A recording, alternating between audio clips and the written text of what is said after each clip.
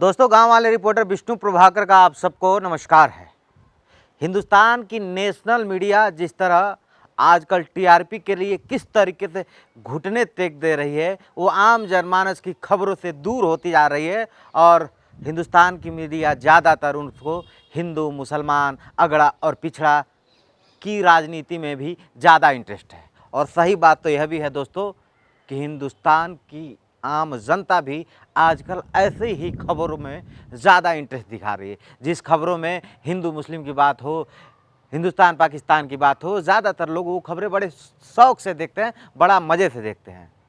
लेकिन कहीं न कहीं जो आम जनमानस की समस्या है वो ख़त्म हो जाती है, जो एक गरीब की पीड़ा है वो ख़त्म हो जाती है। आप कहेंगे कि गांव वाले रिपोर्टर ऐसा क्यों बोल रहे हैं, तो मैं आज आप सबको एक तथ्यों के साथ एक खबर बता रहा हूं, जिस पे न हिंदुस्तान की बड़ी मीडिया का नज़र गया, न किसी हिंदुस्तान के दलित नेता का गया, या फिर किसी हिंदुस्तान के किसी अगड़े और पिछड़े नेता का नज़र नहीं गया। जी हाँ, बता रहा हूँ जनपद कुशीनगर यानी उत्तर प्रदेश और बिहार के सटे सीमा के समीप एक ऐसी घटना मंगलवार की रात जो अगर आप जानेंगे तो दिल दहल जाएगा।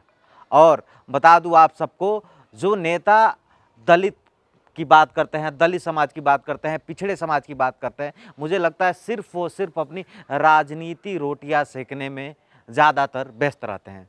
क्योंकि जहाँ हिंदू मुस्लिम बात होगी वहाँ हर कोई आ जाएगा, क्योंकि उसको वहाँ पे राजनीतिक टीआरपी बढ़ाना है और अपने आप को एक नेता के रूप में उभारना है। लेकिन जब एक गरीब की पीड़ा की बात आती है ना, तो मुझे लगता है कोई नहीं मौके पे आता है। लौकरिया थाना से उत्तर प्रदेश और बिहार बॉर्डर के पास लौकरिया थाना क्षेत्र जो पश्चिमी चंपारण में आता है, एक 12 साल की बिटिया अपने मौसा के घर गई थी। पूरी कहानी समझिए और यह तरीका भी समझिए कि अगर यह घटना राजधानी में हुई होती तो देश की सबसे बड़ा मुद्दा आज होता, आज नेशनल मीडिया के लिए सबसे बड़ी खबर होती। अमर उजाला में कुशीनगर जनपद के खड्डा तहसील से छपा एक खबर, जो विद्याधर तिवारी पत्रकार को मैं धन्यवाद दूंगा जिन्होंने इस खबर को अमर उजाला में छापा। और बता दूं आप सबको, एक बिटिया 12 साल की जो अपने मौसा के घर गई थी, मौसा के घर कोई कार्यक्रम था, शादी फंक्शन था, और बोली होगी कि मौसा जी चलिए हमको छोड़ दीजिए।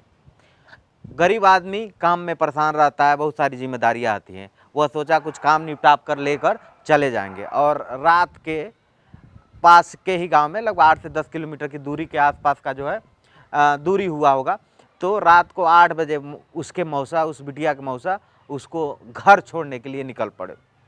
आगे गए, जंगल का रास्ता जो है, जो रास्ता है मझौआ है, लौकरिया थाना क्षेत्र के अंतर्गत जो है वाल्मीकि नगर जो आता है, उसके आसपास का जो एरिया, जो जंगल एरिया कहा जाता है, वहाँ अपनी बिटिया को छोड़ने के लिए ये निकल पड़े। और रास्ते में गांव का आदमी शौच लग गया तो मोटरसाइकिल लगभग रात के 9 बजे के करीब मोटरसाइकिल खड़ी करके बिटिया को बोले तुम यहीं रहो, हम 2 मिनट में आ रहे हैं, शौच करके आ रहे हैं।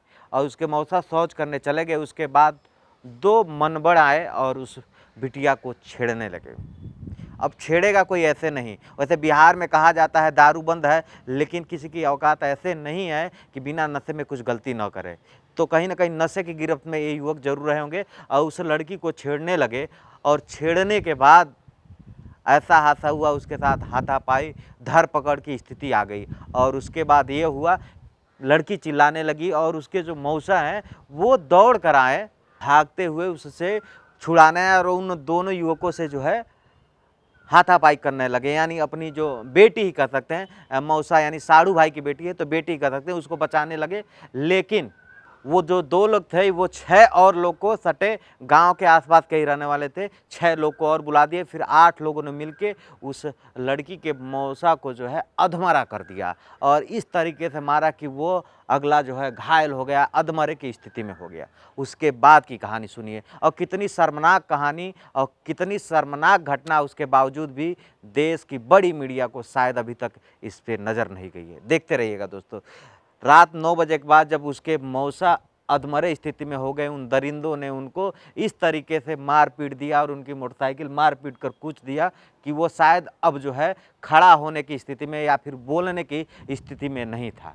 उसके बाद वह 12 साल की लड़की को वो 8 दरिंदे गन्ने के खेत में लेकर जाते हैं और पूरी रात समझिए 9 बजे से लेकर सुबह उस लड़की के साथ एक एक करके जो है उन दरिंदगों ने अपनी हैवानियत का एक चेहरा पेश किया और उसके साथ गलत किया, उस लड़की के साथ बलात्कार किया और रात भर बलात्कार का सिलसिला चलता रहा। उस लड़की के साथ गलत होता रहा। वह लड़की अपने ज़िंदगी की दुहाई देती रही, लेकिन उन दरिंदों की आंख नहीं पसजी और उसके साथ हर मिनट, हर सेकंड, हर घंटे गलत करते रहे।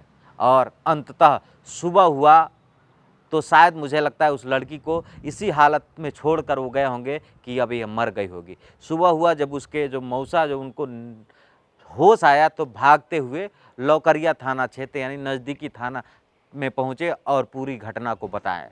तत्कालीन वहाँ के मौजूदा एसएचओ और जो भी पुलिसकर्मी उनकी बात को मानते हुए मौके पे पहुँचे, घटना वारदात पे पहुँचे तो वहाँ देखे कि हालत ऐसी थी, मोटरसाइकिल को कूच-काच दिया गया और ऑलरेडी जो है उसके मौसा की हालत किसी तरह वो थाने पहुंच गए। फिर पुलिस जो है मौके की तफ्तीश करती रही और उस लड़की को ढूंढने के लिए जो है तमाम पुलिसकर्मी ढूंढने लगे, लेकिन धीरे धीरे जब सुबह हुआ तब जब थोड़ा सूर्य का प्रकाश आया तब जो है उस लड़की को देखा गया जो खून से लथपथ थी और उसकी जो है तब पुलिसकर्मियों ने उसको ले जाके हॉस्पिटल में एडमिट कराया और अब जो है उन 8 लोगों के ऊपर जो है SC ST और POSCO एक्ट लगा के जो है उनकी गिरफ्तारी भी की गई है। लेकिन सवाल ये है, क्या बिहार में अभी जंगल राज कायम है?